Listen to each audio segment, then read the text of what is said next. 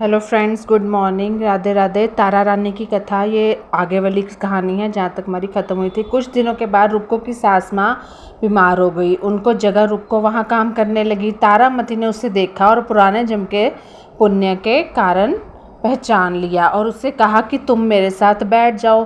तो रुक्को ने बोला कि मैं तो भंगिन हूँ, इसलिए आपके पास नहीं बैठ सकती। ये तारा रानी की कथा जहाँ तक ख़त्म हुई थी उससे आगे की कथा है।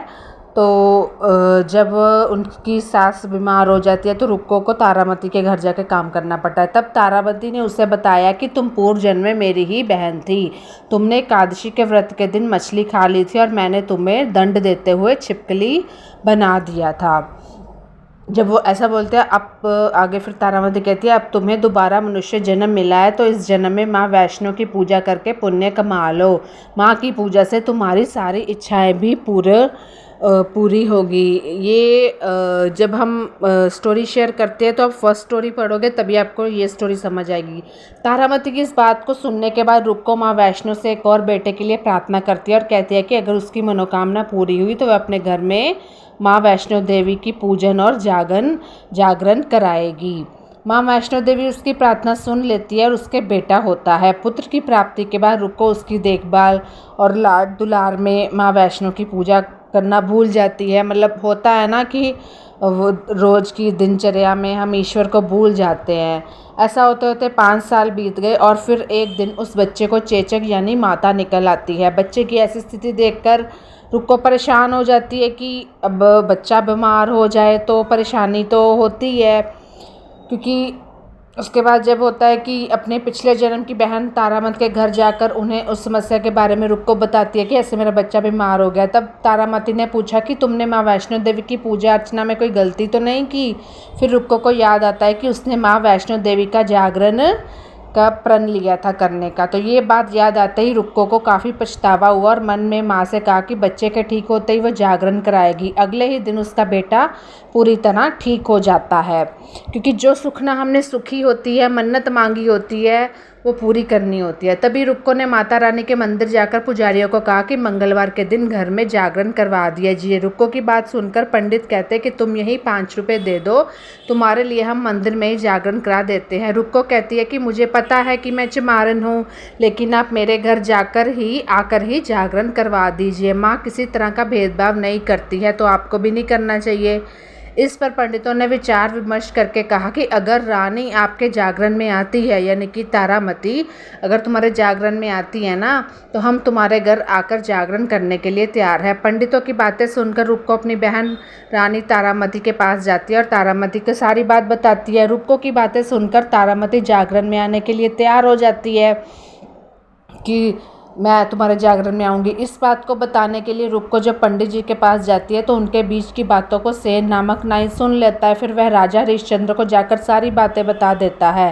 राजा के मन में हुआ कि रानी की नीची जात वाली को घर जागरण में नहीं जाना चाहिए, कि इस वजह से वो अपनी उंगली काट लेते हैं राजा, जिससे उन्हें नींद ना आए और रानी जागरण में ना जा सके। जब जागरण का समय होता है तब भी राजा को जागते हुए देखकर रानी मन ही मन माँ वैष्णो देवी से प्रार्थना करती है कि महाराज सो जाएं, उनको नींद आ जाए ताकि मैं जागरण में जा सकूं। रानी की प्रार्थना के कुछ देर बाद राजा को नींद आ जाती है। फिर रानी तारामती रोशनदान में रस्सी बांधकर महल से नीचे आकर रुक्को के घर चली जाती है। इसी जल्दबाजी में रास्ते में रानी के रेशमी रुमाल और पाँव का कंगन गिर जाता है।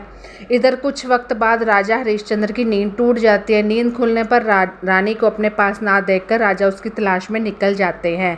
रानी को ढूंढते ढूंढते उन्हें उनका रुमाल और कंगन मिलता है ना रास्ते में, जो जल्दबाजी में गिर जाते हैं। रानी की चीज़ों को अपने साथ लेकर राजा जागरण स्थल पहुंचते हैं और एक जगह चुपचाप बैठकर जागरण सुनने लगते हैं। माँ वैष्णो देवी के जयकारे के साथ जागरण खत्म होता है और सभी को प्रसाद दिया जाता है। तब रानी अपने हिस्से के प्रसाद को झोली में डाल लेती है। रानी के ऐसा करने पर लोग उनसे पूछते हैं कि वो प्रसाद क्यों नहीं खा रही। अगर आप प्रसाद का सेवन नहीं करती तो जागरण में आए लोग भी प्रसाद नहीं खाएंगे। तब रानी बोलती है कि वह प्रसाद राजा के लिए, आप मुझे मेरे हिस्से का प्रसाद दीजिए। उसके बाद प्रसाद लेकर रानी सबके सामने वो प्रसाद खा लेती है। रानी तारामती रानी के प्रसाद खाते ही जागरण में मौजूद सभी भक्तों ने भी प्रसाद खा लिया। उसके बाद रानी महल के लिए निकल जाती है। तभी रास्ते में राजा उन्हें रोककर पूछते हैं कि तुमने नीच जाति के घर प्रसाद खाकर खुद को अपवित्र कर लिया है।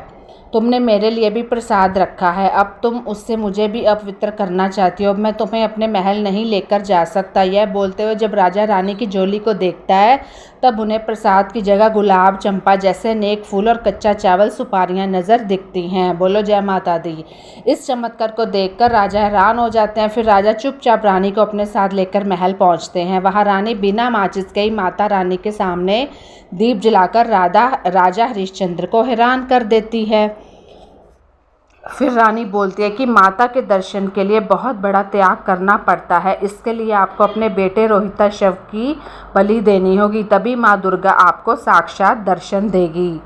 माता वैसे कोई भी ईश्वर हो, वो हमारी श्रद्धा भक्ति से ज़्यादा मेल खाते हैं। यह सुनकर राजा के मन में माँ के दर्शन की इच्छा होने लगी, जिसके लिए राजा अपने पुत्र की बलि दे देते हैं। बलि देने के बाद माँ दुर्गा शेर पर सवार होकर प्रकट हो जाती है। उन्हें देखकर राजा हरिश्चंद्र काफ़ी खुश हो जाते हैं कि माँ दुर्गा ने उन्हें दर्शन दिए, और माँ दुर्गा ने तुरंत राजा के बेटों को दोबारा जिंदा कर दिया। इस चमत्कार को देखकर राजा हरिश्चंद्र खुश हो गए। तभी राजा ने माँ की पूरी विधि पूजा करके गलतियों से माफ़ी मांगी। माँ दुर्गा ने भी खुश रहने का आशीर्वाद दिया और अंतर्ध्यान हो गई। तब राजा ने तारा रानी से कहा कि मैं बहुत खुश हूँ कि मुझे पत्नी के रूप में आप मिली हैं। फिर राजा हरिश्चंद्र, तारा रानी और रुक्मन तीनों अपनी मनुष्य योनि से छुटकारा पा देवलोक में चले जाते हैं। ये थी तारा माता की कथा, जो जागरण के बाद भी सुनाई जाती है। शायद थोड़ी छोटी सुनाई जाती है। ये वैष्णो देवी का भी भाग है इसमें। बाय बाय फ्रेंड्स, आपका दिन मंगलमय हो। धन्यवाद।